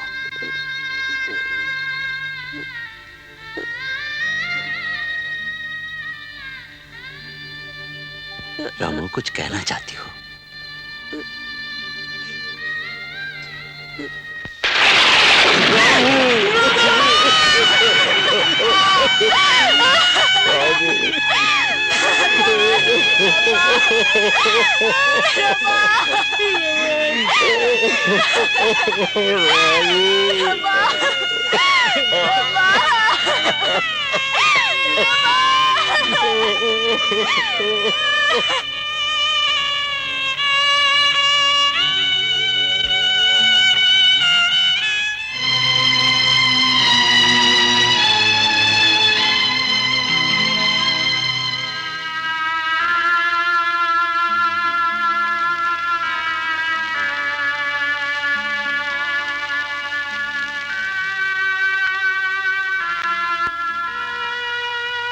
साहब, आप तो नया पंढरपुर बसाने वाले थे, फिर ये सन्यास किस लिए?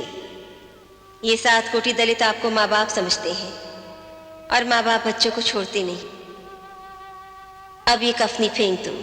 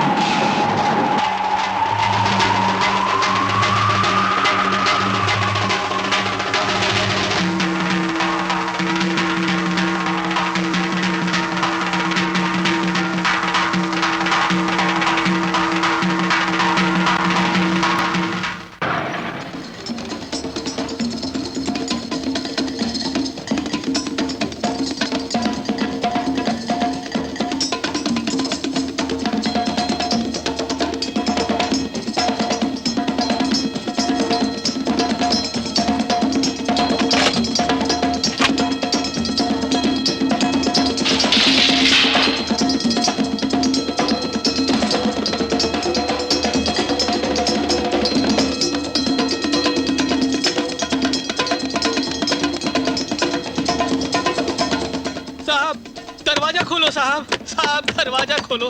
3 दिन हो गए साहब, अब तो दरवाजा खोलो। भीमराव, भीमराव, दरवाजा खोलो भीमराव, भीमराव, दरवाजा खोलो भीमराव। ऐसा क्यों कर रहे हो भीमराव? दरवाजा खोलो। देवर जी, देवर जी, दरवाजा खोलो देवर जी, दरवाजा खोलो, दरवाजा खोलो।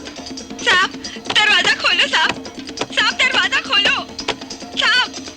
भीमराव, दरवाजा खोलो भीमराव, भीमराव, दरवाजा खोलो, दरवाजा खोलो भीमराव।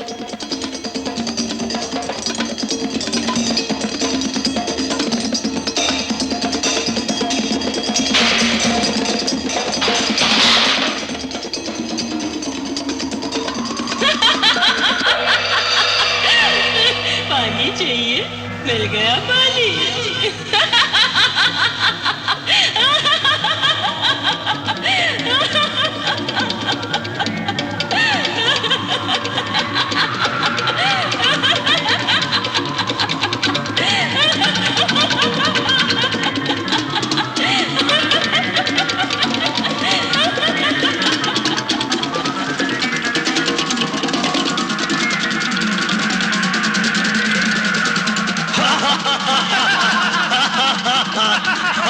पानी चाहिए, मिल गया पानी।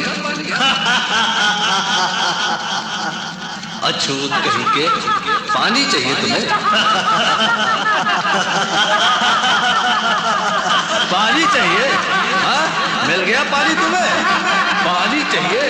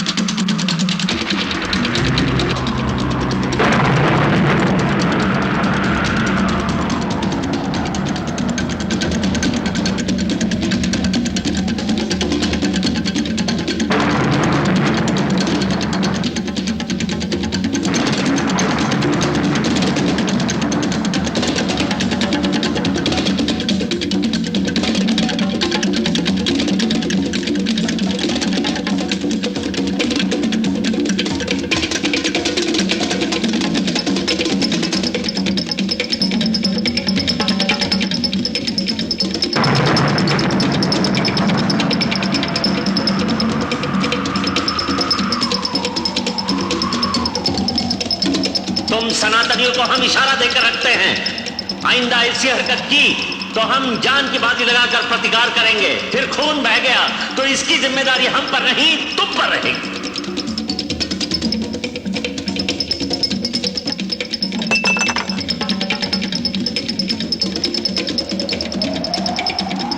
अब मैं इस धर्म में नहीं रहूंगा।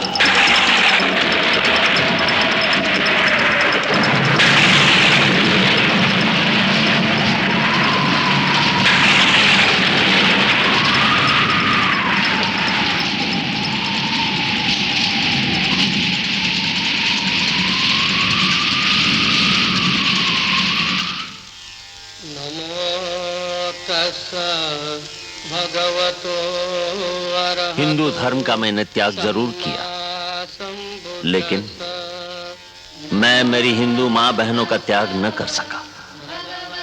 उनकी गुलामी मेरी बेचैनी बन गई। मैं चैन से सो न सका। हिंदू औरतों की गुलामी खत्म करने के लिए मैंने हिंदू कोड बिल बनवाया। एक ऐसा कानून बनवाया जिसमें हर हिंदू औरत अपने मर्द की गुलामी से आजाद हो गई। हर हिंदू महिला को अपने पिता की जायदाद में बराबर का हक मिला, जो पहले नहीं था। एक से ज्यादा शादी करने का मतलब एक से ज्यादा औरतों को गुलाम बनाने का हक मैंने पुरुषों से छीन लिया। अगर कोई पुरुष किसी औरत को बिना कारण तलाक देता है तो उस औरत को नुकसान भरपाई मांगने का हक मिल गया। ऐसा कानून जो हर मां, बहन और बीवी को आजादी दे रहा था, वो कानून हमारे हिंदू नेता, मंत्रीगण को पसंद नहीं था। उन्होंने विरोध किया और मैंने मंत्री पद का इस्तीफा दिया। अगर मैं चाहता तो ये हिंदू कोड बिल का कानून ही नहीं बनवाता और लाल बत्ती वाली गाड़ी में औरों की तरह मंत्री बनकर आराम की जिंदगी गुजारता। लेकिन मैं पैदा ही हुआ था आराम न करने के लिए, गुलामी के खिलाफ लड़ने के लिए। मेरी जिंदगी, मेरी पत्नी रमा की जिंदगी, मेरे बेटों की जिंदगी मैंने गुलामी के खिलाफ लड़ने के लिए दांव पर लगा दी। सिर्फ आपके लिए, आप लोगों के लिए, आपकी गुलामी खत्म करने के लिए। बदले में आपसे मुझे क्या मिला? मेरे भाइयों, मेरी बहनों, मेरी माओ, आपसे मुझे क्या मिला? कुछ नहीं। इसलिए मैं आज आपसे कुछ मांग रहा हूं। एक ही चीज, सिर्फ एक चीज। एक हो जाओ। हर दलित, हर हिंदू औरत, हर गरीब मजदूर, हर गरीब किसान एक हो जाओ। एक नई गुलामी छिपकर तुम्हारे गले में जंजीर डाल रही है और वो है गरीबी। और ये जंजीर पहना रहे हैं सरमाएदार, उनके साथ देने वाले और भ्रष्ट नेता। नमो तस्सा भगवतो अरहतो सम्मा